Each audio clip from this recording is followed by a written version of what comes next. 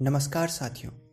प्राचीन भारत के इतिहास से संबंधित इस ऑडियो सीरीज में आगे बढ़ते हुए आज हम जानेंगे वैदिक सभ्यता।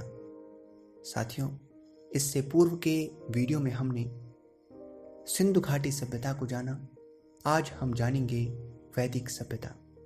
साथियों, सिंधु घाटी सभ्यता के पश्चात वैदिक सभ्यता का विकास हुआ। वैदिक सभ्यता को हम दो भागों में बांटते हैं, ऋग्वैदिक काल और उत्तर वैदिक काल। साथियों, ऋग्वैदिक काल जो संभवतः 1500 से 1000 ईसा पूर्व के मध्य रहा होगा और उत्तर वैदिक काल जो 1000 से 600 ईसा पूर्व के मध्य रहा होगा। हालांकि अलग अलग विद्वान इस संबंध में अपने अलग अलग विचार तिथियों को लेकर प्रकट करते हैं। फिर भी हम ऋग्वैदिक काल को 1500 से 1000 ईसा पूर्व और उत्तर वैदिक काल को 1000 से 600 ईसा पूर्व के मध्य मानकर चलते हैं। साथियों, आज हम ऋग्वैदिक काल को केवल जानेंगे, यानी वैदिक सभ्यता के अंतर्गत पहला भाग ऋग्वैदिक काल 1500 से 1000 ईसा पूर्व के मध्य, उत्तर वैदिक काल जो 1000 से 600 ईसा पूर्व के मध्य माना गया है, को हम अगले वीडियो में जानेंगे। साथियों, वैदिक सभ्यता के जो निवासी हैं उन्हें आर्य कहा गया है। तो उस समय पर जो लोग वैदिक सभ्यता में जो लोग थे, जो वहाँ निवासी थे, उन्हें आर्य कहा जाता है। आर्यों का प्रसार अफगानिस्तान से गंगा की घाटी तक था। तो ये इतना विस्तारित थे, अफगानिस्तान से लेकर गंगा की घाटी तक। आर्य संस्कृत भाषा का शब्द है जिसका शाब्दिक अर्थ कुलीन होता है या श्रेष्ठ होता है। तो आर्य जो है इसका अर्थ होता है श्रेष्ठ या कुलीन। वैदिक कालीन सभ्यता ग्रामीण सभ्यता थी। इससे पूर्व के वीडियो सिंधु घाटी सभ्यता में हमने जाना था कि वह एक नगरीय सभ्यता थी। वैदिक कालीन सभ्यता एक ग्रामीण सभ्यता थी। तो साथियों, आर्यों की भाषा संस्कृत थी। वैदिक सभ्यता की जानकारी के जो प्रमुख स्रोत हैं वे वेद हैं। वेद क्योंकि वैदिक सभ्यता की जानकारी के स्रोत हैं, इसलिए इस सभ्यता का नामकरण भी वैदिक सभ्यता किया गया। साथियों, वेदों की संख्या हम जानते हैं 4 हैं और इनके नाम हैं ऋग्वेद, यजुर्वेद, सामवेद और अथर्ववेद। साथियों, वैदिक युग में रहने वाले लोगों को आर्य कहा गया है और इन्हीं आर्यों के द्वारा जो है वेद लिखे गए हैं।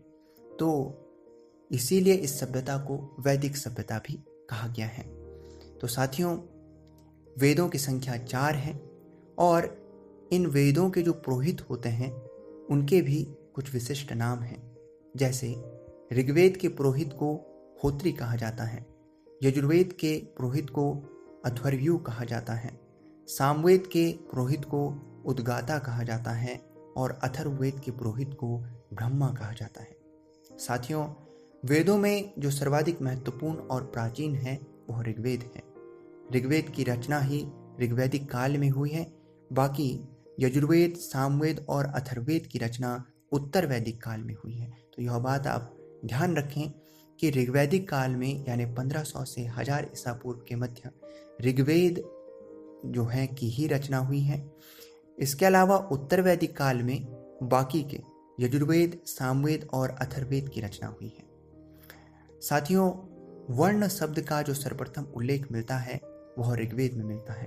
तो ऋग्वेद में वर्ण शब्द का सबसे पहले उल्लेख मिलता है और इस शब्द का अर्थ रंग के से इसका आशय था। तो ऋग्वेद में वर्ण शब्द का जो है रंग से इसका अर्थ था और कहीं कहीं पर व्यवसाय के चयन के अर्थ में भी इसको प्रयुक्त किया गया है। साथियों, प्रारंभ में 3 ही वर्ण थे। 3 ही वर्णों का उल्लेख मिलता है, ब्राह्मण, क्षत्रिय और वैश्य। साथियों, ऋग्वेद के 10वें मंडल में देखिए, पहला और 10वां मंडल जो है ये नवीन है, नए जोड़े गए थे, ये प्राचीन नहीं थे। ये पहला और 10वां मंडल जो था ये बाद में जोड़े गए हैं। तो 10वें मंडल में ऋग्वेद के पुरुष सूक्त में सर्वप्रथम शूद्र शब्द का प्रयोग मिलता है। तो ये जो 10वां मंडल है इसके पुरुष सूक्त में सबसे पहली बार शूद्र शब्द का प्रयोग मिलता है। यहाँ चारों वर्णों की उत्पत्ति एक विराट पुरुष के विभिन्न अंगों से बताई गई है। साथियों, ऋग्वेद में ईश्वर महिमा, देवताओं की स्तुति, यजुर्वेद में कर्मकांड एवं सामवेद में संगीत का विस्तृत उल्लेख मिलता है।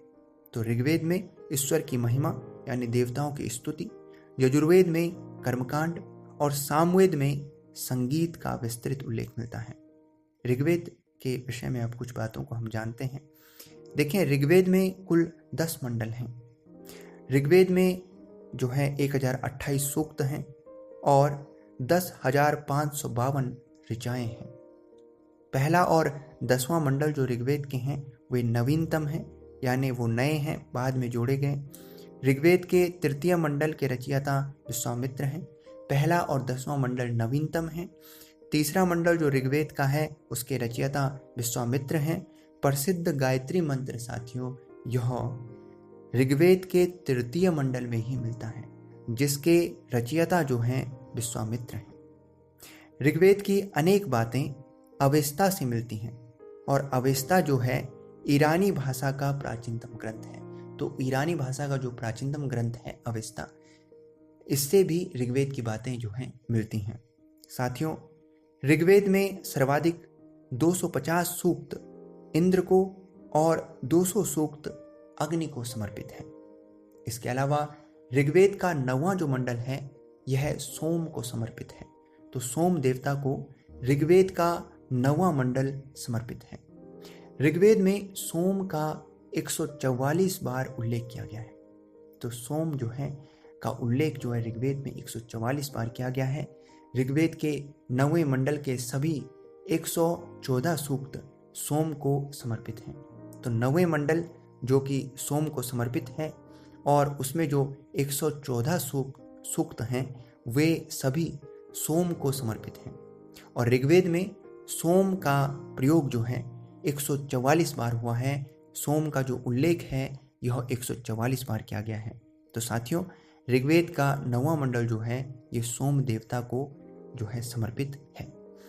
साथियों, यज्ञ संबंधी विधि विधानों का उल्लेख यजुर्वेद में प्राप्त होता है। तो अब हम यजुर्वेद के विषय में जानेंगे। यजुर्वेद जिससे यज्ञ संबंधी विधि विधानों का उल्लेख जिसमें किया गया है। यजुर्वेद के 2 भाग हैं, शुक्ल यजुर्वेद और कृष्ण यजुर्वेद। शुक्ल यजुर्वेद केवल पद्य में है और कृष्ण यजुर्वेद पद्य और गद्य दोनों में लिखा गया है। तो साथियों, जो है शुक्ल यजुर्वेद केवल पद्य में है और कृष्ण यजुर्वेद पद्य और गद्य दोनों में है। इसके अलावा यजुर्वेद का जो अंतिम भाग है ईशोपनिषद, यजुर्वेद का अंतिम भाग ईशोपनिषद है, जिसका संबंध याज्ञिक अनुष्ठान से नहीं है बल्कि आध्यात्मिक चिंतन से है। तो ईशोपनिषद जो है, जो यजुर्वेद का अंतिम भाग है, इसका जो संबंध है वह आध्यात्मिक चिंतन से। साथियों, अब हम सामवेद के विषय में कुछ बातों को जानेंगे। सामवेद जिसमें कुल 1875 छंद हैं और इसमें काफ़ी कुछ भाग जो है ऋग्वेद से लिया गया है। ये जो है विद्वानों का कहना है, इसमें काफ़ी कुछ भाग जो है वह ऋग्वेद से ही लिया गया है। साथियों, सामवेद से ही भारतीय संगीत का जन्म हुआ है। तो सामवेद भारतीय संगीत का जन्मदाता है। सामवेद की 3 मुख्य शाखाएं हैं, कौमुदीय, राणायनीय और जैमिनीय। तो ये सामवेद की 3 मुख्य शाखाएं हैं। इसके अलावा अब हम अथर्ववेद को जानेंगे। साथियों, अथर्ववेद में कुल 20 अध्याय हैं, 730 सूक्त हैं तथा 5987 मंत्र हैं। इसमें 1200 मंत्र जो हैं ऋग्वेद से ही लिए गए हैं। तो इसमें भी 1200 मंत्र ऋग्वेद से लिए गए हैं अथर्ववेद में।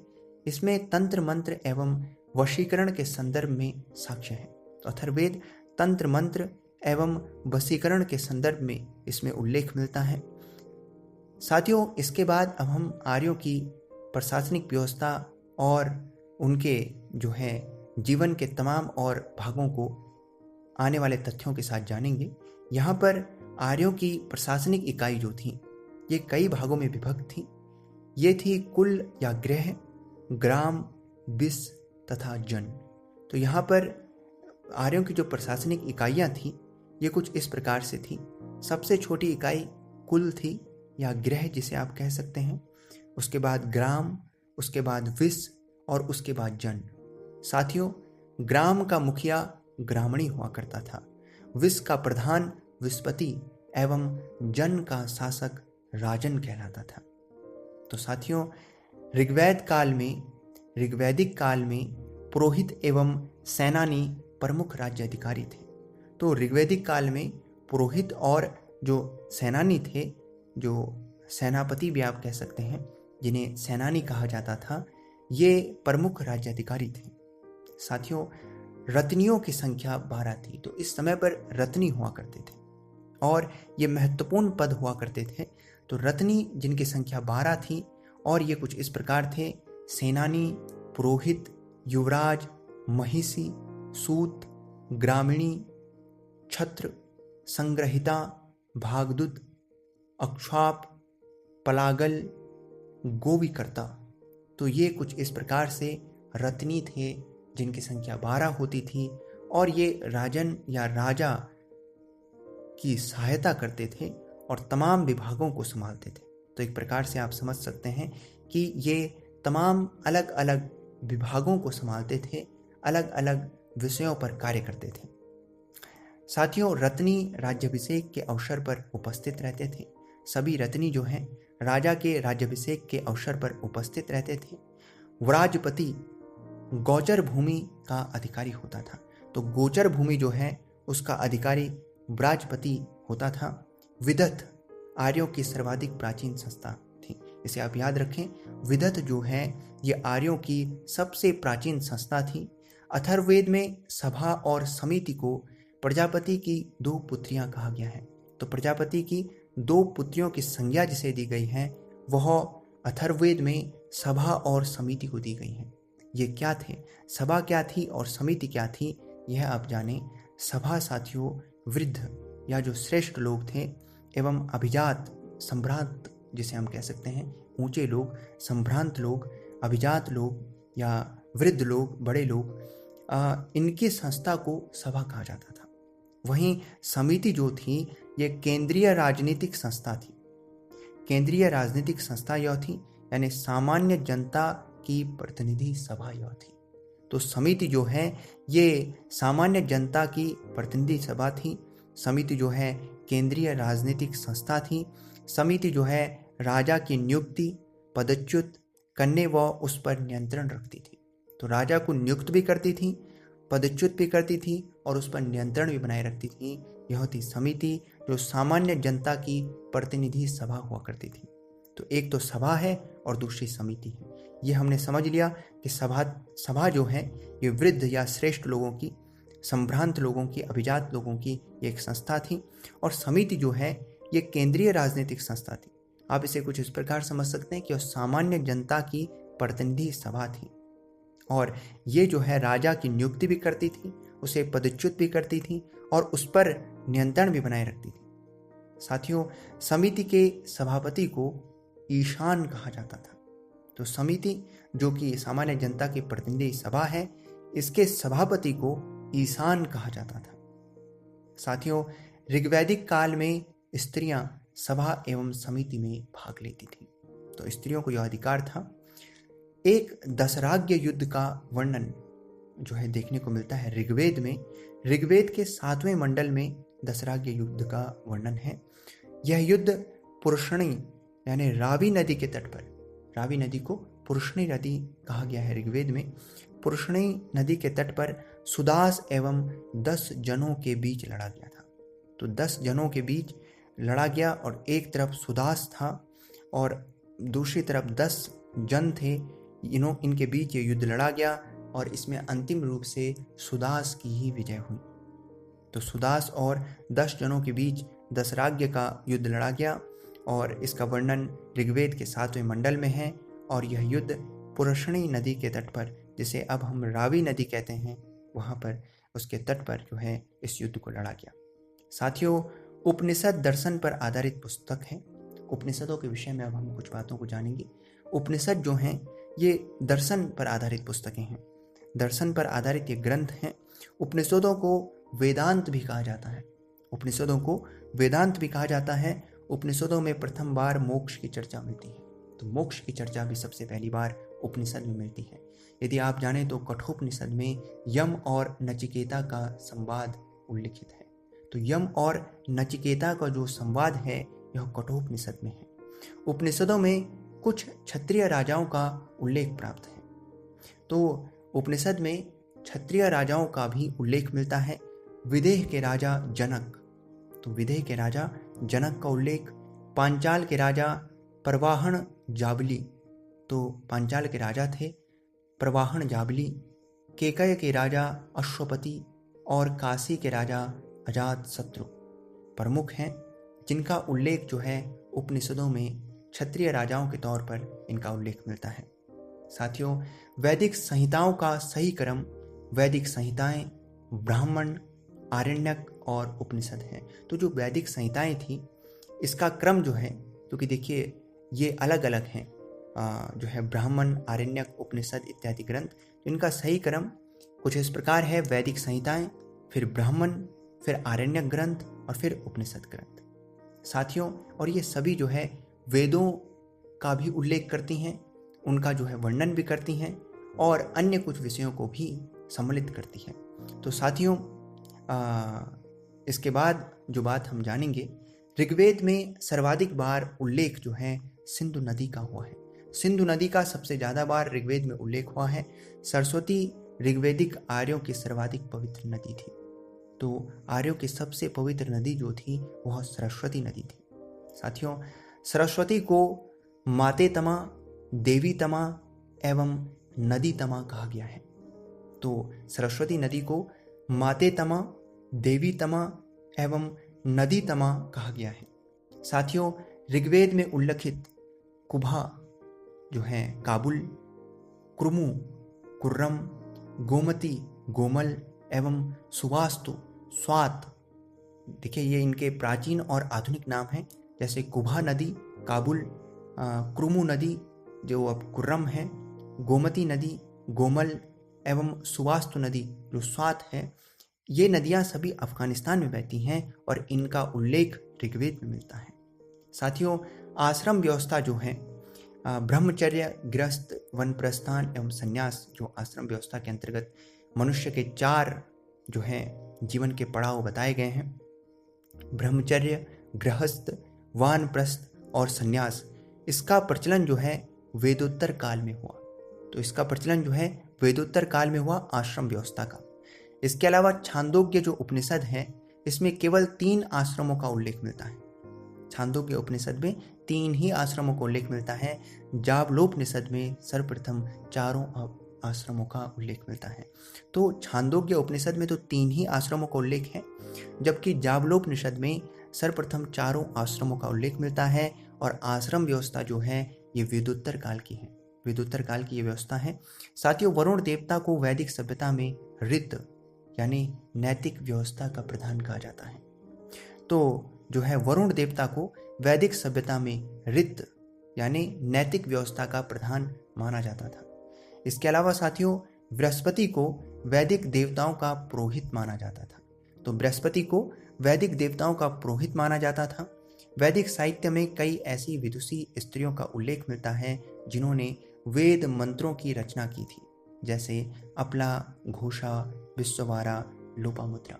तो ये महान जो है विद्वान उस समय की विदुषियाँ थीं, जिनके संबंध में ये कहा गया है कि इन्होंने वेद के मंत्रों की भी रचना की है। अपला, घोषा, विश्ववारा, लोपामुद्रा ये वैदिक युग की जो है विदुषियाँ थीं। इसके अलावा लोपामुद्रा ऋषि अगस्त्य की पत्नी थी। तो साथियों, ऋषि अगस्त्य की पत्नी थी लोपामुद्रा, जो स्वयं एक विदुषी थी। साथियों, आर्यों का समाज पितृप्रधान था। समाज की सबसे छोटी इकाई परिवार या कुल थी, जिसका मुखिया पिता होता था, जिसे कुलप कहा जाता था। तो हमने पूर्व में भी जाना कि सबसे छोटी जो इकाई होती थी ये होती थी परिवार या कुल, जिसके प्रधान जो है मुखिया जो है पिता होते थे और इन्हें कुलप कहा जाता था। इसके बाद हमने और भी इसके जो हैं भागों को जाना था, जैसे ग्राम, फिर विस, उसके बाद जन। तो इस प्रकार से साथियों सबसे छोटी इकाई जो थी ये कुल थी या परिवार थी। स्त्रियों को पति के साथ यज्ञ कार्य में भाग लेने की स्वतंत्रता थी। तो स्त्री अपने पति के साथ यज्ञ कार्य में भाग ले सकती थी, वे इसके लिए स्वतंत्र थी। बाल विवाह एवं पर्दा प्रथा का प्रचलन नहीं था। तो ऋग्वैदिक काल में बाल विवाह का या पर्दा प्रथा का किसी भी प्रकार से प्रचलन नहीं था। विधवा अपने मृतक पति के छोटे भाई देवर के साथ विवाह कर सकती थी। इसे नियोग प्रथा कहा जाता था। तो साथियों, यह भी एक तथ्य है। आजीवन अविवाहित रहने वाली महिलाओं को अमाजू कहा जाता था। तो आजीवन जो महिलाएं अविवाहित रहती थी उन्हें अमाजू कहा जाता था। साथियों, बाल विवाह एवं पर्दा प्रथा का प्रचलन नहीं था। तो इस समय पर ऋग्वैदिक काल में बाल विवाह एवं पर्दा प्रथा का प्रचलन नहीं था। आजीवन अविवाहित रहने वाली महिलाओं को अमाजू कहा जाता था। तो जो महिलाएं आजीवन अविवाहित रहती थीं उन्हें अमाजू जो है शब्द उनके लिए प्रयोग किया जाता था। आर्यों का प्रिय पेय पदार्थ सोमरस था। तो साथियों, सोमरस जो है उनका प्रिय पेय पदार्थ था। आर्य मुख्यतः 3 प्रकार के वस्त्रों का प्रयोग करते थे, वाश, अधिवास और नीवी।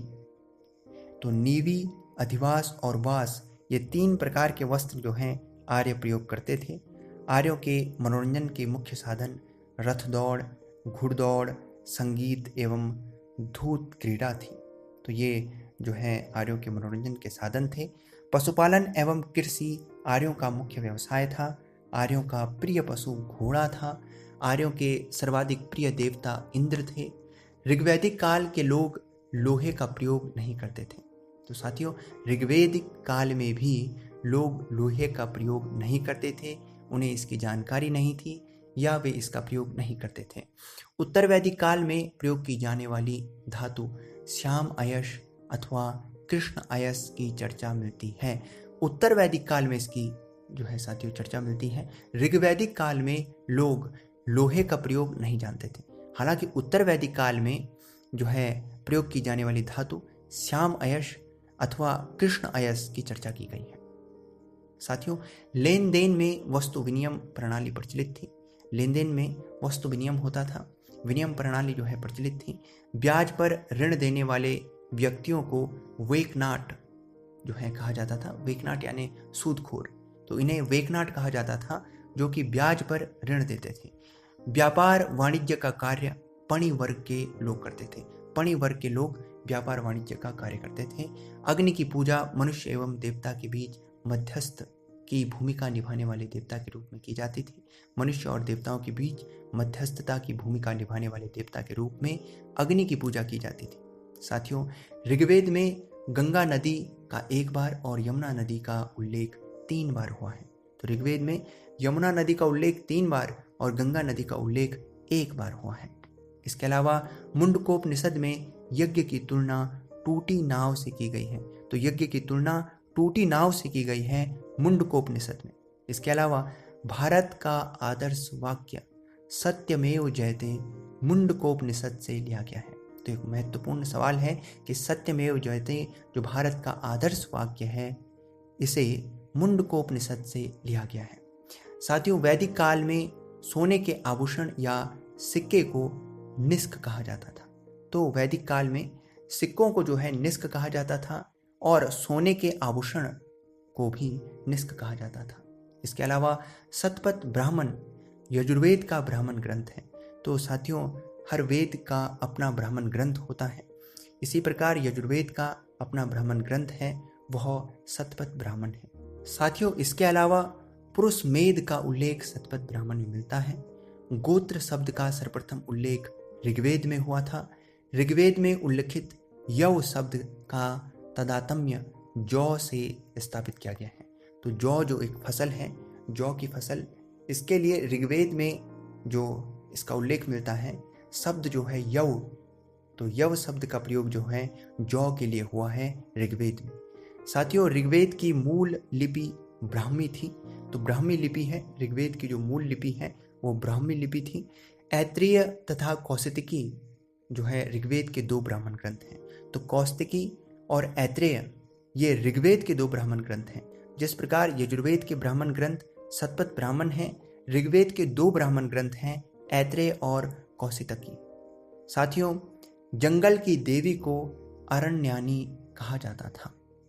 तो साथियों, इस प्रकार हमने जो है ऋग्वैदिक काल के संबंध में 1500 से 1000 ईसा पूर्व ऋग्वैदिक काल के संबंध में अनेक तथ्यों को जाना। वैदिक युग में साथियों शब्दावलियाँ हुआ करती हैं, कुछ शब्द जो है विशिष्ट रूप से प्रयोग किए जाते हैं। तो यहाँ पर अगर आप देखें तो अघन्या शब्द का प्रयोग होता है वध ना करने योग्य अर्थात गाय के लिए।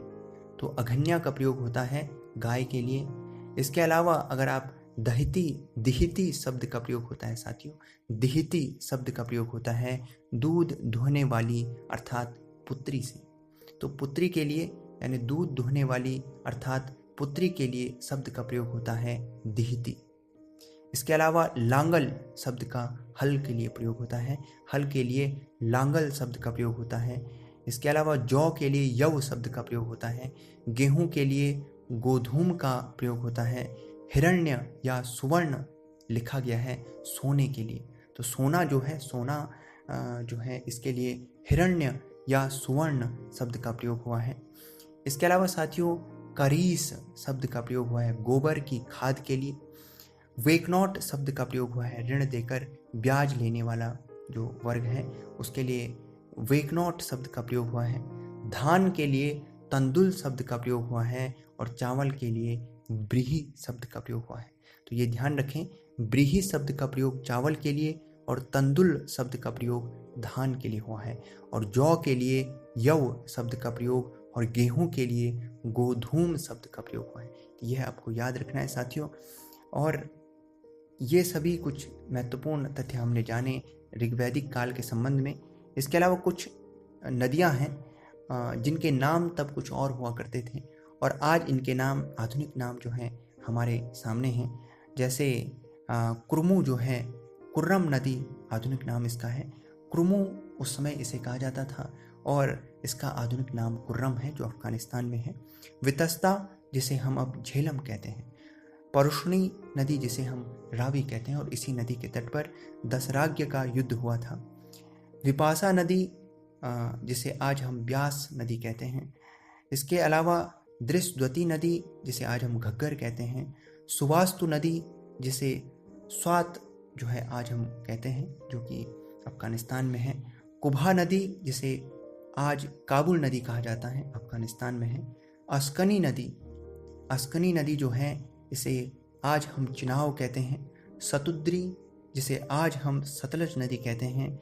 सदानीरा जिसे आज हम गंडक नदी कहते हैं। गोमती जिसे आज हम गोमल नदी कहते हैं। तो साथियों ये कुछ महत्वपूर्ण बातों को हमने ऋग्वैदिक काल के संबंध में जाना।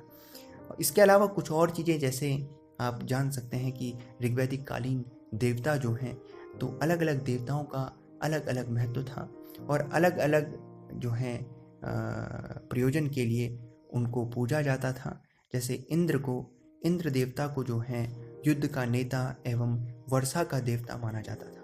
तो युद्ध का नेता एवं वर्षा का देवता इंद्र को माना जाता था। देवता एवं मनुष्य के बीच मध्यस्थता के रूप में अग्नि को पूजा जाता था। वरुण जो है इन्हें आकाश का देवता, ऋतु परिवर्तन एवं दिन रात करता इन्हें माना जाता है और उसके लिए इनकी पूजा की जाती थी। ध्यो जो है आकाश का देवता इन्हें माना जाता है। ध्यो जो है आकाश के देवता इन्हें माना गया। वनस्पति का देवता सोम को माना जाता था, तो सोम को वनस्पति का देवता माना गया है। उषा को प्रगति एवं उत्थान की देवी माना गया। उषा को प्रगति एवं उत्थान की देवी माना गया। अश्विन को विपत्तियों को हरने वाले देवता उनको माना गया। अश्विन को जो है विपत्तियों को हरने वाला देवता माना गया। पशुओं का देवता पूषण, पूषण को पशुओं का देवता। विष्णु को विश्व के संरक्षक एवं पालनकर्ता। मरुत को आंधी तूफान का देवता। रुद्र को आसुरी शक्तियों का दमन करने वाला देवता के तौर पर पूजा जाता था। तो यह साथियों अनेक बातों को हमने ऋग्वैदिक काल के संबंध में जाना, उन तमाम तथ्यों को जो महत्वपूर्ण हैं। आज के लिए इतना ही। आने वाले वीडियो में हम उत्तर वैदिक काल को जानेंगे और उसके बाद हम आगे जो है 6ठी शताब्दी ईसा पूर्व में धार्मिक आंदोलन जैसे बौद्ध धर्म, जैन धर्म इत्यादि को जानेंगे और वहाँ से हम मगध के उत्थान की तरफ बढ़ेंगे, आगे मौर्य काल को जानेंगे। इन सब को हम आने वाले वीडियो में जानेंगे। बहुत बहुत धन्यवाद।